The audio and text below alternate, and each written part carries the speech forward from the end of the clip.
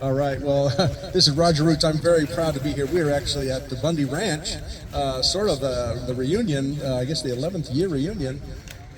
Great crowd here, just a great group of people. And of course, one of my favorite people in the world is Shawna over here. And also, another one of my favorite people in the world is Pastor Victor Fuentes, and of course he is the pastor at the the little patch of heaven up there in AMARGOSA Valley. Ash Meadows, very near the California border, Nevada-California border. Okay, well, he can film it, or you can film it. It's filming here. All right, well, let's quickly. Honestly, Victor's story is so compelling, and I just wanted to have him retell that story of him escaping communist Cuba with himself and two others, right? Three others. It literally brought me to tears, and I want him to sort of retell that. Go ahead, Victor. Hello there. My name is Victor Fuentes, and we own the Patch of Heaven camp in Ash Meadows, Nevada, where we been fighting a big fight against the federal government, specifically against Fish and Wildlife. And that is done now, but it was a big fight. Now, I came from Cuba in 1991, and escaping the Castro regime. I lived 26 years of my life in Cuba, and now I'm 60, so I can say easily that I lived half of my life in Cuba under communism, and half my life here under communism with food. I mean, if you can say it like that. Okay, so, but anyway, I remember the day that we escaped from Cuba. It was like about 7 o'clock at night, so we had to swim 11 kilometers into Guantanamo Bay. And at first we thought it was going to be very easy, to escape and swim, because that's what I had done all my life, swimming. I was born in Santiago Bay, right by the bay right there. So that was no problem for me. But we started to swim, 4 of us, seeking, freedom, and the leg of the free. So during the time that we were swimming, we encountered this little, we call them barquito portugueses, like jellyfish, little tiny head, and they shine at night in the water. So they was biting us all over. We used some automobile grease in our body, but still like that, it was biting us. And maybe 2 kilometers into our journey, one of my friends, he swallowed one of those, and he started to get sicker. And then eventually I had to start to pull him up, all the way down. And then the other one, a few kilometers after that, he started to have cramp in his legs, and so I had to pull him also. So it took us a little bit longer than what we expected. So we started to swim. This was in the middle of the night. In the middle of the night, yeah. We started to swim like at 7 p.m. And then we arrived there about 2:42 in the morning, according to the soldier who encountered us when we got to shore. And so from there, they took my friend to the hospital. They tried to watch his stomach and everything, and they cannot manage to help him like that, so they had to open him up, do surgery. Because whatever was there was thick inside the stomach, And so that is one of the things that we encounter when we try to flee from a communist country to here. I believe that many people have experienced different things, different ways, escaping those regimes, And but that was how I escaped from the Castro regime, and now I'm over here in America. I came over here thinking that, hey, I'm going to live in freedom. I'm going to be able to buy to own my own business or buy a piece of property and do whatever, I want, and enjoy life and everything, and work hard and do good, But I was doing that when the government came illegally and unlawfully and redirect the water who have flowed to our property ever since 1800. You know, and they did it just like that with no any permit from Army Corps or State Engineer or anybody. They just get bulldozers and excavators, and they redirect the stream. You know, and I really was very surprised when I saw that. How they can do that here in America. You know, how we as a people allow that to happen. You know. But hey, we put a big fire and eventually we got a little bit of water, not all our water.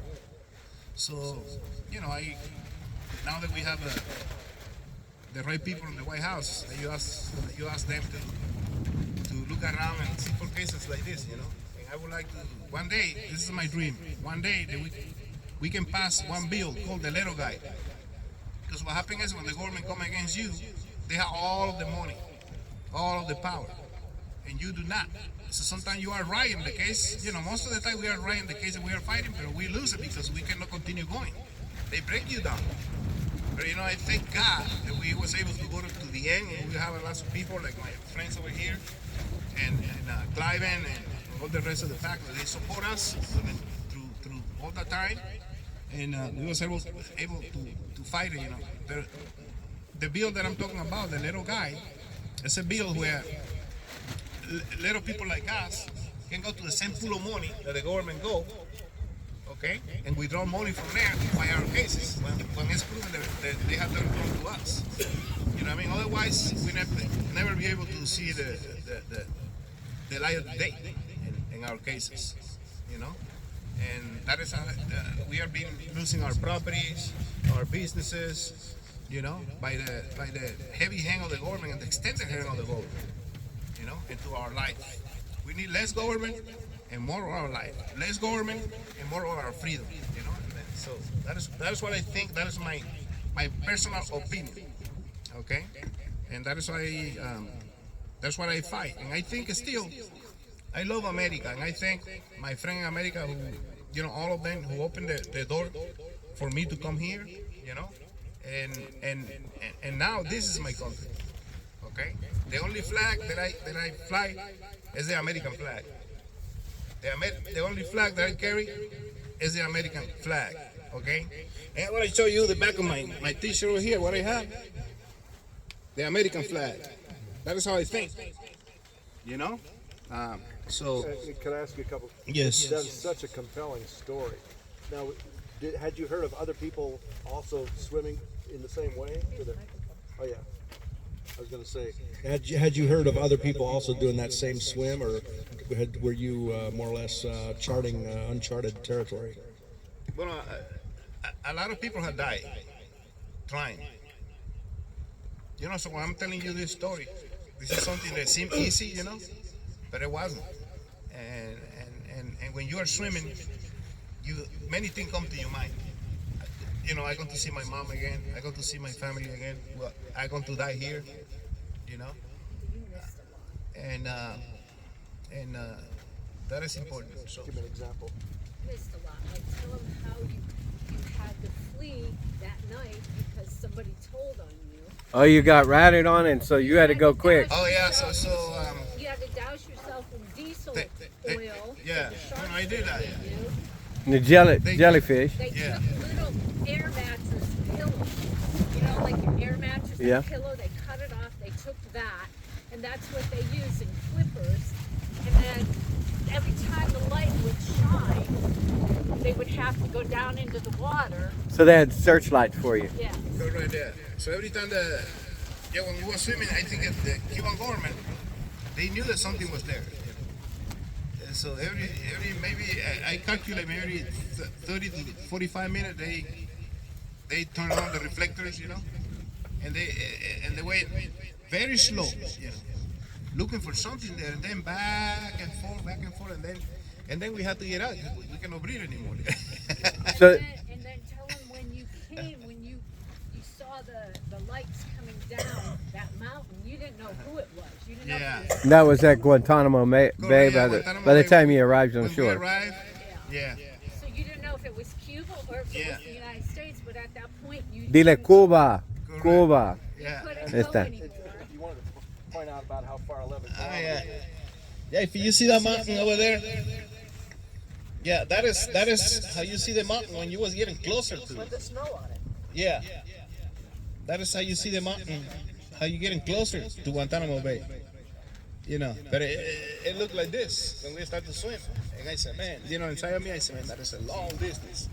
But we had to try, you know, we was risking our lives for that. So when we arrived to shore, you know, we saw some light reflecting because it's like a hill coming down. So the truck comes from the other side of the hill there, and the light that was facing up. But we didn't know if it was the Cuban government or the Americans, you know. So we hide in the grass. So when the truck started to come down, they went all the way down to shore right there, the road end right there, and the truck turned around, and it was a lady, military lady. So when the truck came back, you know, we agreed that is an American vehicle. We don't have that in Cuba, you know. You don't have women in the military. Now I think they do, but when I was, no at all. No. And so we got out, you know, and raised our hand. She stopped, and then she called, make some call, and then you have 6 more trucks coming. You know, they brought out some clothing and stuff. We were shaking. We was shaking, you know. All 4 of you. Oh yeah, we was shaking. And then I said, man, how? Because everything that they brought out fit on us, you know. And I said, how do they know our size? You know what I mean? This is crazy. They brought 4 little boxes like that, you know. And then said, no, open that. And it was a guy, a Puerto Rican guy. He was doing the translation. You know. So what year did you say you came over here? 30 years ago. 1991. Yeah. In And 1991. that was well past the when they were Castro was releasing prisoners to invade America, and He that's did about that the time that he did Canada that in changed their 1980. laws on felons entering their country. Yeah. That was way. But anyway, that was the beginning right there, you know. And then I got here to the country. I met this beautiful lady over here. I married her, you know. And then it's been a journey ever since. Have you kept in touch with the other 3 guys? And I saw them at least a few times after that because they moved to Florida. Yeah, they moved from Vegas to Florida. So they're doing good. That's my understanding. They're doing good. So the original immigration from Cuba would have been back in the 50s when Castro came to power. Correct. And then there was a lot of what they called, I think, boat people then, and off the coast of Florida. They were coming in out of Cuba, and that was back in the 70s. So here you, excuse me, come along a little more than 20 years after that. So what is your political situation at that time? What made you have to just come to that decision? You left, I assume, family and friends and your possessions behind. What drove you so hard to come to America? Yeah, well, you know, when I was in Cuba, I had to tell you, for everybody to know this, you know, the people in Cuba are very discontent, you know, with everything. And right now, as we speak, the majority of the youth, the Cuban youth, they're here, or in Brazil, or everybody's escaping. You know, I talked to friends that I still have over there and said, no, our neighbor is empty. That's what they told me. Our neighbor is empty. Everybody's gone. So it's a lot easier to get away now. Well, it was, you know. No, I mean now as opposed to even, because your situation sounds like the same situation that we saw through the 70s. Of course, the rich escaped Cuba in the 50s and, you know, kind of seen the writing on the wall. But many of them didn't get out and were killed, I assume, in the change. You know, right now, when I escaped, they was giving you 3 years in prison if they catch you. Yeah. 3 years before me, it was 30. You know, but 3 years in prison if they catch you escaping. And then for me, it was hard because I was in the military, you know, in Cuba, you know. So when I was trying to escape, I had to be very, very, very careful because in the way that the Cuban government indoctrinate people, they even indoctrinate members of your family, of your neighbor, and they're watching you. You think they're your friends, you know, and they're watching you. Okay, so escaping this way, we don't want to use private anything, no private car, no nothing, because all of the private car in Cuba, it's only 2 tags in Cuba: the blue one for the government vehicles, and the yellow one for the private car. And the private, the yellow one, they are always being prosecuted by the police, you know, because you're not supposed to have a vehicle, and you won't. You know, that's how they see it. You know, you have to report like everybody. You know, so I was looking one of those vehicles, but nobody wanted to do it. They was very afraid to transport us near Guantanamo Bay, you know, for us to escape. And then I found this guy. He was the driver for one of the leaders in our city, you know. And he said, "No, I'll take you." And then we was waiting for him, and he never came. So now somebody else knew our plan, Yeah. you know. And so we had to go. Now we have to go. Now we cannot wait no more. And then on the top of that, when I got home that day, because we cannot find any automobile to go, when we got home that day, a neighbor, he called me and he said, "Victor, get over here." And I said, "What is going on?" And he said, if you're going to do something, you don't have to tell anybody." And I said, "What is it you're talking about?" And he said, "Well, you see here where I'm sitting right now? This guy," I don't want to mention the name of the guy who was helping me, but this guy, from over there, I can hear what he was telling his family. He knew that he not supposed to be sharing that secret. But people sometimes, you know, so this gentleman from here, he heard what they was talking about over there. So I said to my friend, "Now we have to go, because we all live in the same neighborhood." You know what I mean? So now we have to go. Now we have to go. You know, so we had to find one of the private vehicles, pay him, and then the other thing we pay him, but he said, "I don't have no gas." No gasoline. So I had contact with a lot of people, you know. So I went to a place that I knew, and I found him like 10 gallons of gas, and that was enough for us to go, and then him driving back. So what was it like when you're there, as far as day to day eating and? Oh yeah, so when Work when we got to Guantanamo Bay. No, I mean before, when you were still in Cuba. Yeah, Cuba, I'm sorry. It was bad. You know, it was so bad that I was at that particular time I was teaching communication. Okay, I was teaching communication. I had to forsake my career to becoming a butcher in order to try to feed my family, because it was nothing to you know paper. You know what I mean? You know, you eat food. You know, and so I said, you know, I'm working in this office over here. I had the money in my pocket, but I had nothing to eat in my house. You know, so I had to become a butcher. You know, and even so, dang, I was nothing in the butcher store. I was sitting there outside, and I clean my refrigerators, and I open the door of the refrigerator, because people keep walking by. "You don't have anything today. You don't have anything today." So what I did, I opened the door of my refrigerator and opened my front door on my little store, so that way everybody goes, "Oh, no, it's nothing here." They continue walking.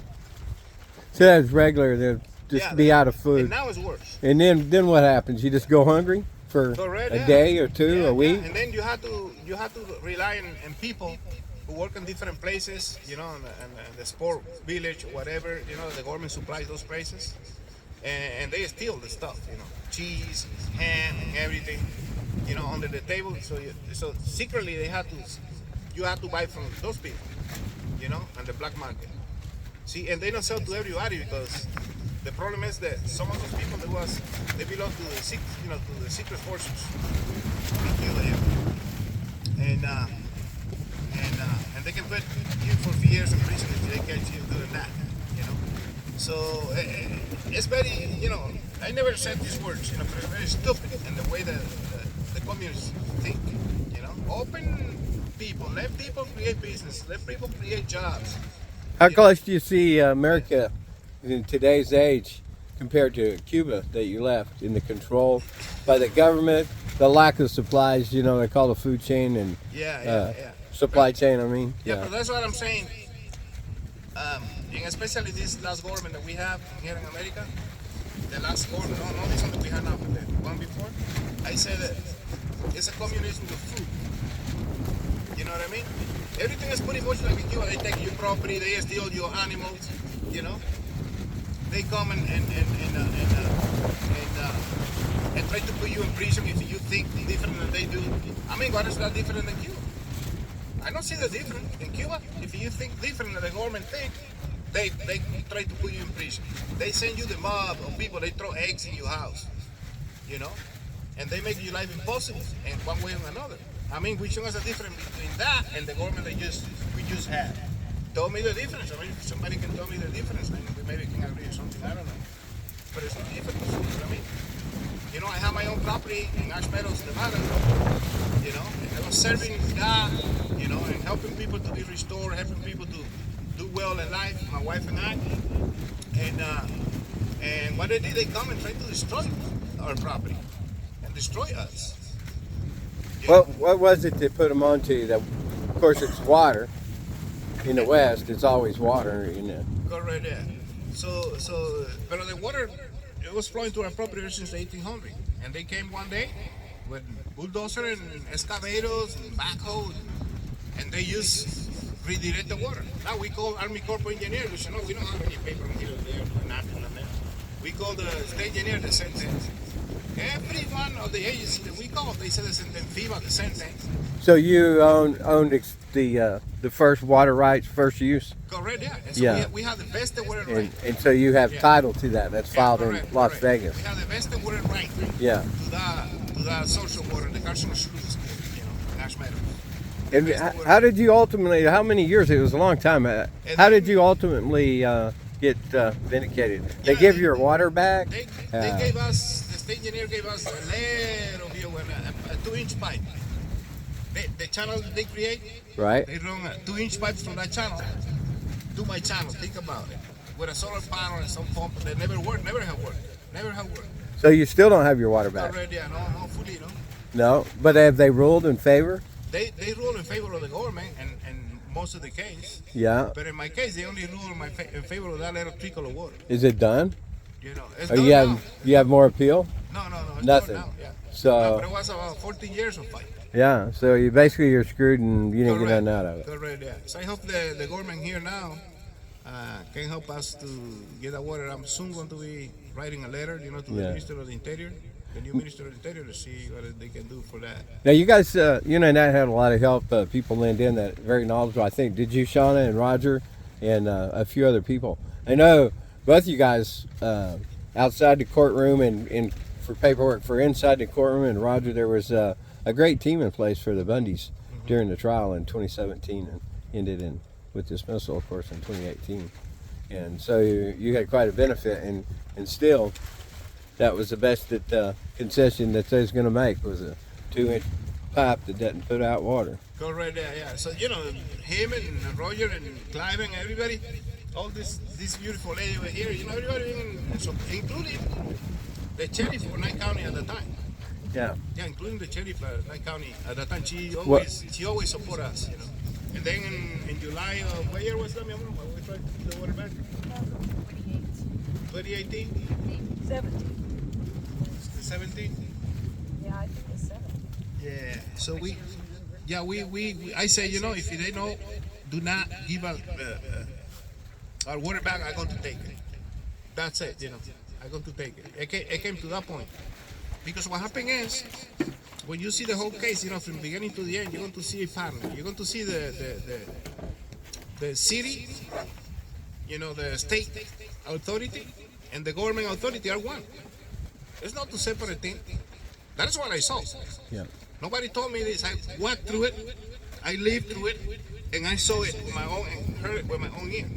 What kind of avenues did you take, Shawna, So, trying to pursue this? Well, we went. I can't really tell you everything that happened in the case Okay. because it was the steps up through the Nevada state, and then it went to the federal government. But it's mostly the state where it gets hung up. The state has way too much control because we have these 3-letter agencies of the federal government that are taking control, and nobody seems to be the one in charge. correct. So your attorney generals of every state that should be protecting the rights of the people are failing to do their job. So Correct. I could you set could the put stage a little bit. yeah. Yeah, just to set the stage, many people are aware of the story, but his Bible camp for generations had this beautiful stream of water running right through for generations, and it was there right. And then there came a time, I thought it was 2018, but I could be wrong. But anyways, the feds, the Bureau, what was it, the Fish and Wildlife. U.S. Fish and Wildlife Service, there came a day that they just took equipment and they, without any warning or notice, 2009. What was 2009? Yeah. Right when they took it. When they took it. Okay, all right. And they just diverted the water around the Bible camp, like the feds owned all the water, just without almost without any notice or announcement of any kind. Who cleaned up all that rare microbacteria that was left stranded? They saved them?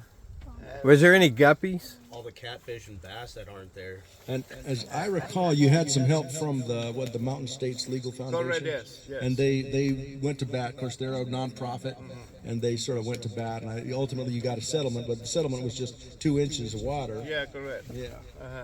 But the pump that doesn't work. That is Yeah. what it was, yeah. And then, that system had never worked. I had all the, my wife, she took the time to how you call it, to reflect every day that thing wasn't working on a piece of paper. Every year, for 5 years. For 5 years, we were tracking that thing. I mean, if I showed that to any judge, to any attorney, or to any authority, and they see that and don't do nothing about it, then I don't know what to tell you. They don't care. Yeah, you know. Yeah. So it's and then in the way that they redirect the water when it rains, you know what I mean? The water flood the whole thing. You know. So The now- answer is Yeah. follow the money. Exactly. Who was getting the money? Where did they get the water from? Yeah. Who's making the money? Correct. That's where we find But out. now this is very important for people to know. Okay. The state engineer had the authority over the water in the state of Nevada, not the federal government. Okay.